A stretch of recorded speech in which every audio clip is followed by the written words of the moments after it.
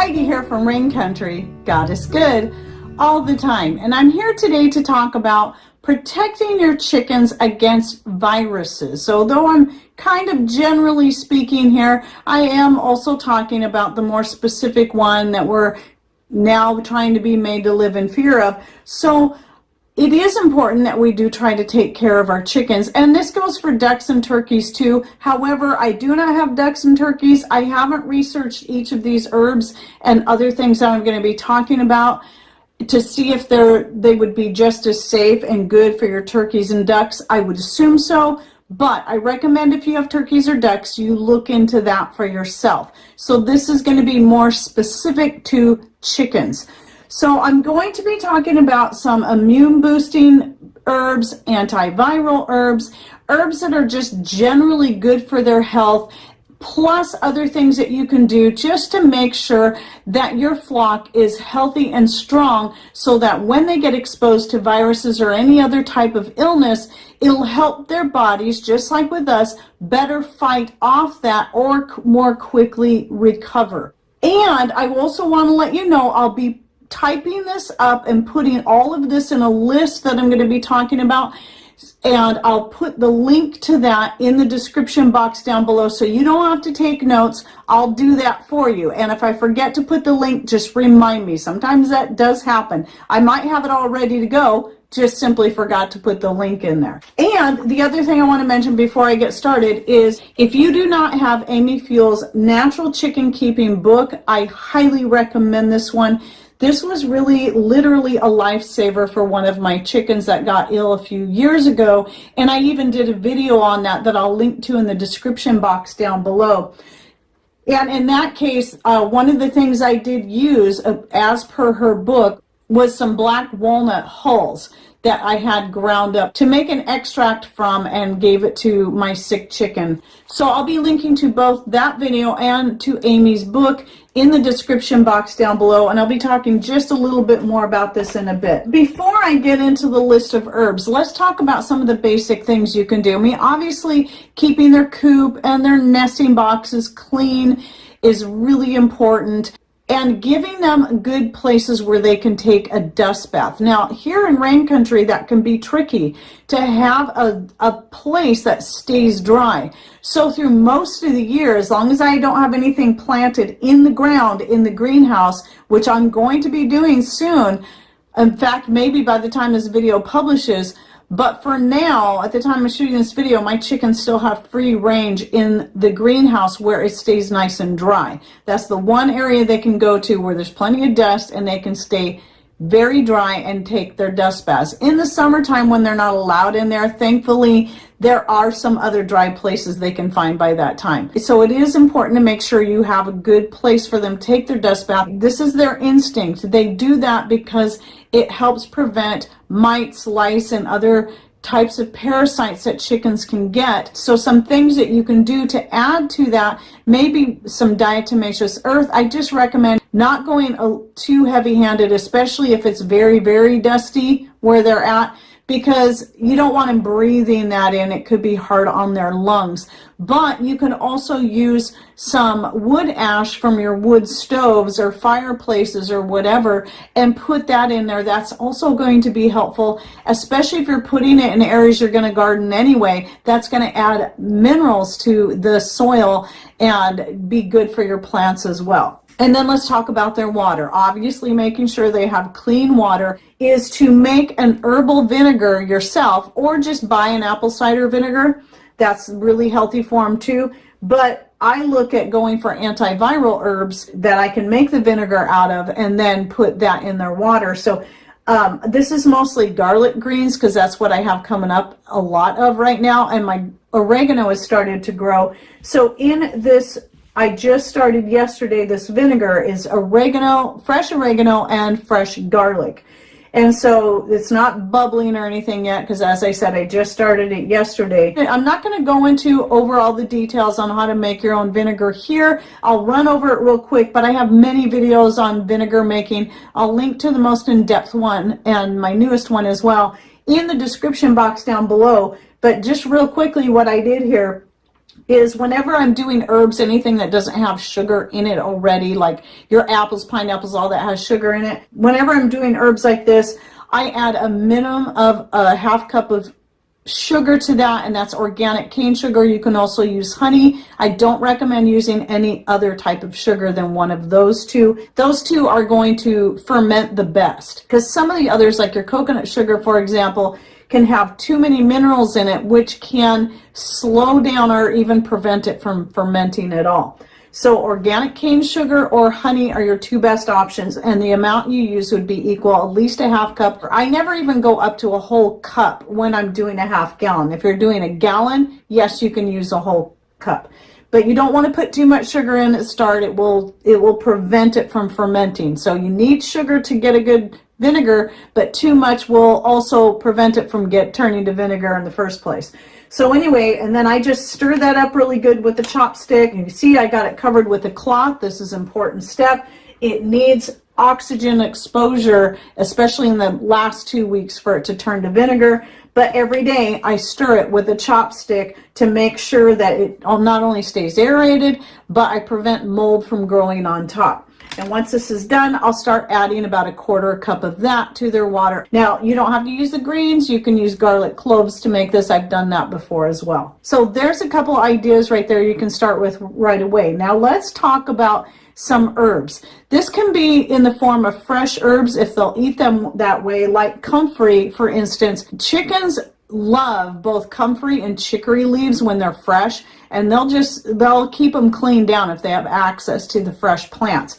But you can also dehydrate these up along with any other herbs and mix them in with their feed, which is why I have all these dried herbs out, because these are some of the things I'm mixing in with their feed right now. So the first part of this list is going to be specifically herbs that are antiviral and or immune boosting, and you'll find most of them are the same ones that I have listed in antiviral herbs for us. I'm going to read the first three that Amy recommends most in her book, and just keep in mind this information I've compiled from not just Amy's book, but from a couple places online, and plus just from my experience and knowing what I know about herbs in general. One of the top ones she recommends is astragalus. Now, this is sliced astragalus I bought for tea, but you can also get, if you have to buy the astragalus or you're growing it, I recommend grinding it up in that case, because this is the root and that's going to blend better in their food. Obviously, you're not going to get them to eat a big slice like this.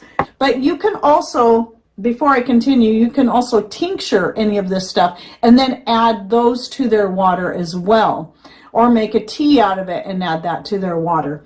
But I find the easiest thing is just to mix the dried herbs in with their feed. So the next one on her list of the top three is echinacea. So right here I've got dried echinacea leaves and flowers from my own plants. And so that's something, I haven't started adding this yet. I need to take inventory of what I have, because I use this a lot in our own homemade medicines. But I think I probably have plenty. I can start mixing that in with their feed right now. And then the third one that she mentioned in her book is lemon balm. So I do have a lot of lemon balm, and I have some from previous years as well. So that would be a perfect one for me to start mixing in with their feed, along with what I'm already doing, which right here is a jar I've just mixed together of some dried thyme and oregano from my own garden. So I just throw this in with their feed. Usually I mix things in a gallon bucket. So I'll put their feed in there, and then I'll put about a handful, which I'm guessing is about a quarter cup, and I'll just mix that in well with my hands, and then I'll pour that into their feeder. And then here's the chicory and the comfrey that I already mentioned. And then some other ones on the list would be basil, thyme, rosemary, garlic, nasturtium, that would be, I think, flowers and leaves. Purple dead nettle. A lot of people have been asking me what to do with the purple dead nettle they've been getting. There's one idea right there. Very good for your chickens. Sage, fennel, elderberries or elderflowers, and dill. So again, all those I just listed are either going to be great immune boosters to help prevent them from getting sick, or antivirals. Most of them will do both. You'll find that with immune boosters and antivirals, they're usually both, and usually they're also antibacterial. And now the next batch of herbs I'm going to read off are just for general health if you want to add to their feed. So that would be stinging nettle, which of course you will need to dry. My chickens eat it right up when I dehydrate it. It doesn't sting anymore once it's dehydrated and added to their food that way. Dandelion leaves are another good one. Chamomile, chickweed, calendula, lamb's quarters, plantain, red clover, and purslane are some more herbs that you can mix in with their feed, so they're getting a lot of the good vitamins and minerals that are in those herbs that will also help make them healthy and strong. So that's why I threw those in there as well. Ta-da! There I go again, changing my clothes all of a sudden. Well, what happened was there was an important section that I realized too late that I had left out, and that goes back to the bedding. And that is adding, especially fresh herbs as you have them coming in plenty, to their nesting boxes and to their bedding. And the reason I say fresh is though you can do the dried herbs, the fresh are just going to be more powerful, and it would be something you would have to add on a regular basis. And usually those of us who are growing mints of various varieties like peppermint, oregano, catnip, they grow so prolifically that we can just keep adding those in there as we harvest the excess. So lemon balm is another good one, and sage, lavender, and also you can take your dried citrus peels. So if you're drying up all of your citrus peels, just take all that excess, and I would say grind it up in this case, and go ahead and sprinkle those in their bedding and in their nesting boxes, and that will also help keep pests down, because most of your bugs, mice, and rats, they don't like that stuff, and so that's going to do a lot to prevent it, and it can be very inexpensive to free, especially if you're growing all those herbs. Just cut down the excess and throw it in there, especially when it comes to your mints, because they'll just keep coming back throughout the season the same way comfrey does. So just keep cutting them down. Whatever excess you're not drying up to use for yourself, then go ahead and just toss those in there, and that will do a lot to help. Okay, back to the rest of the video. So you'll see me change one more time. So anything you can do to keep your chickens healthy in the first place is going to help prevent them from getting sick. But just like that one year, I still had the one chicken that got real sick. And the funny thing about that particular chicken is up until that point, she was always one of my more sickly birds. She was the one that was most likely to have poop on her eggs when she would lay. What I was doing initially with my chickens, we don't have a rooster, but when they would go brood, even though we don't have fertilized eggs for them to sit on, I'd go ahead and let them run their course because I felt that was healthy for them.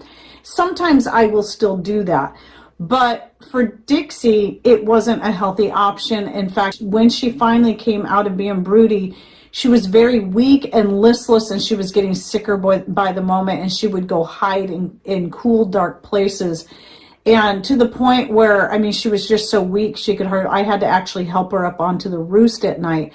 And that last night, I actually didn't think she was even going to make it through the night. And that was when I got Amy's book, and I started reading and came up with that extract that I made out of garlic, black walnut hull, and I can't remember what else. I think there was something else I threw in there. Vinegar. I think it was homemade vinegar. And I just started giving her a squirt of that down her throat 3 times a day. And the one good thing is because she was so weak and listless, it made it easy. But as the days went on, she got stronger and she started fighting me, but I kept doing that. But after that, ever since that time, she's been so much more healthy ever since then. So getting her to recover from that just made her healthier all the way around. So anyway, that's just proof there too that not only will getting viruses naturally help boost your immune system once you can get through them, but using natural methods to help heal your body is also going to help make you stronger in the first place. So that applies to us just as much as it does with chickens, dogs, and whatever else you're caring for. Oh yes, adding diatomaceous earth, by the way, to their feed. I forgot to say that. You can add that to their feed too, and it will help prevent internal parasites as well. So keeping those parasites away today will also help keep them healthier so they can better fight and prevent viruses. So now what I'd like you to do is, if you have any tips, tricks, any suggestions, even if it's things I already mentioned, what do you do to keep your